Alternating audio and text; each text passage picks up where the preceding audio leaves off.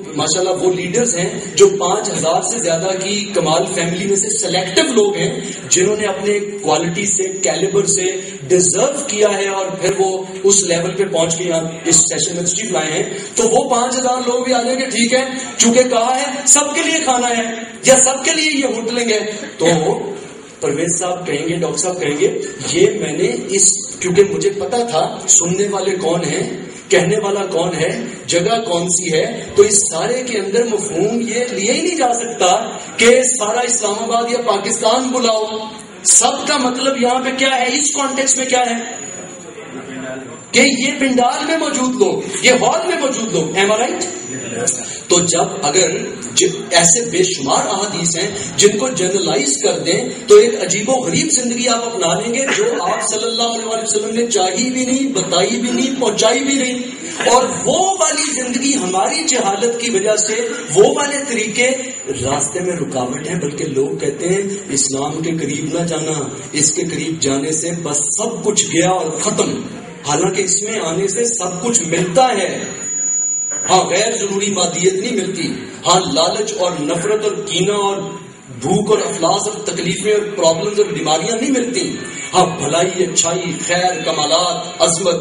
تو یہ میں نے چاہا, چونکہ ایک دو سوال کولیگز نے وقفے میں مجھ سے کیے تھے, تو میں نے چاہا ہمیں ہر لمحہ اپنی غلطیوں پہ استغفار کرتے رہنا ہے, لیکن ہمیں صحیح چیزوں کو سمجھنے کی کوشش کرتے رہنا ہے, اور ہمیں جدید علوم سے, جدید ٹیکنالوجی سے, جدید سائنس سے وابستہ رہنا ہے, بالکل بھی اس سے کٹنا نہیں ہے. قرآن حکیم سورہ 91 سورہ شمس, تو سورہ شمس والشمس سے آغاز ہوتا ہے. قسم کس کی؟ سورج کی. لو اگر کوئی غور کرے, اگر مسلمان غور کرتے, سورج کی قسم اللہ نے کھائی ہے اور اس کو ڈگنگ کرتے تو شاید ایٹم بم کا موجد ہی کوئی مسلمان ہوتا. والشمس پہ پتہ نہیں کیا سائنسی عملے اطلاف سورج پہ ہو رہا ہے, عملے انشقاق, فیوژن ریئیکشن بھی ادھر, فیشن بھی ادھر. یہی دونوں بنیاد ہیں ایٹم بم کے بنانے کی. تو شاید اس میں سے فشن نکل رہا ہو. اگر اللہ نے کہا والتین والزیتون وطور سینین وہذا البلد الامین, تو اس کے اندر پوری انسانیت کی سکسیس کی ماڈلنگ بتا دی ہے. جو ویسٹ میں کتابیں لکھی جا رہی ہیں اس کا اسپیسیمن یہاں سے انہوں نے لیا ہے, لیکن ہم چونکہ پڑھتے نہیں, جانتے نہیں ہیں, تو ہم صرف کہتے ہیں زیتون اور انجیر اور بس یہی پہ. یہ تو انبیاء اور رسول کی تاریخ کے استعارے ہیں, لیکن چونکہ ہمارے پاس ہم صرف اتنے پڑھ کے فارغ ہو جاتے ہیں تو ہمیں چیزیں سمجھ نہیں آتی. اور عجیب و غریب فرسودہ اپنی مرضی کی زندگی, یہ تو ہمارے نفس کا کہنا ہے.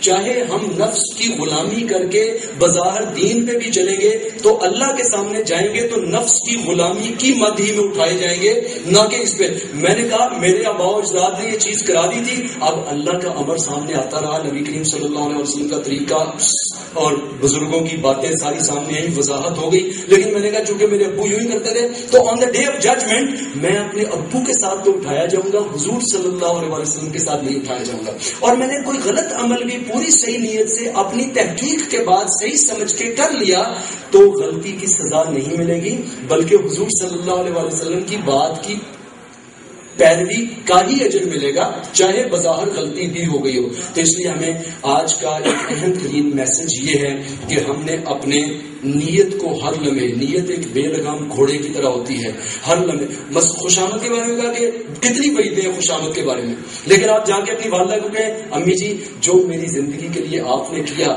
میں ہر جگہ آپ کے گن گاتا ہوں, آپ جیسا کوئی نہیں ہے, آپ کے پاؤں بھی دھو کے پیوں تو آپ کے احسانوں کا بدلہ نہیں اتار سکتا, تو کیا اس پہ گناہ ملے گا؟ ہے تو یہ خوشامد کی طرح کی باتیں ہیں ساری, لیکن کانٹیکسٹ کیا ہے, مطلب کیا ہے, مقصد کیا ہے, نیت کیا ہے. اس طرح آپ نے اپنی, میں کئی دفعہ مجھے ایک دوست کہنے لگے سلطان بھائی وہ فلاں 4 لوگ غلطی کرتے ہیں کسی کمپنی میں, ٹیم میں, اور آپ سے ملتے ہیں تو آپ ان کو موٹیویٹ کرتے ہیں, ان کی تعریف کرتے ہیں.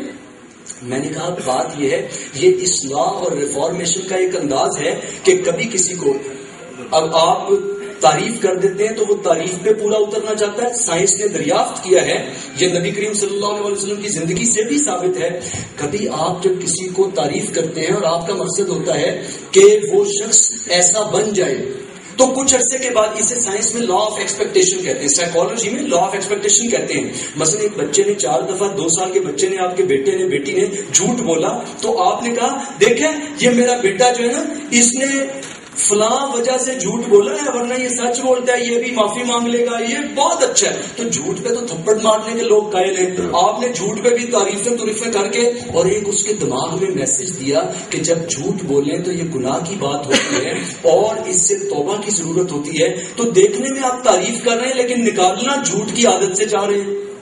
تو اس پہ کوئی خوشامد والی حدیث اپلائی نہیں ہوگی کہ اب یہ شخص جو ہے یہ بڑا لعین ہوگا. ہاں اگر کوئی لالچ کے لیے، کسی سے کچھ لینے کے لیے، کسی